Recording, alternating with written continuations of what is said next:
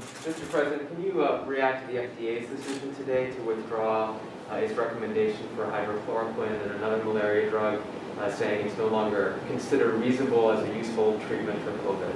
I don't know. I'd like to ask Alex maybe to discuss that. Sure. So just to clarify, your statement there I don't think was quite accurate in what the FDA's action was. The FDA, at the request of BARDA, which is an agency within HHS, withdrew an emergency use authorization for product that we had acquired into the national stockpile by donation from Bayer of chloroquine that was manufactured in Pakistan, and the EUA, the emergency use authorization, was restricted for hospital use, inpatient hospital use of the product.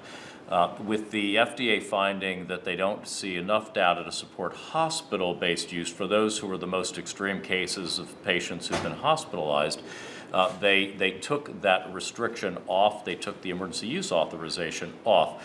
At this point, hydroxychloroquine and chloroquine are just like any other approved drug in the United States. They may be used in hospital, they may be used in outpatient, they may be used at home, all subject to a doctor's prescription. In fact, the FDA's removal of the emergency use authorization takes away what had been a significant misunderstanding by many that had made people think that somehow it could only be used in a hospital setting, and we've tried to make that clear throughout. It's a drug, it's approved in the United States, has been for decades.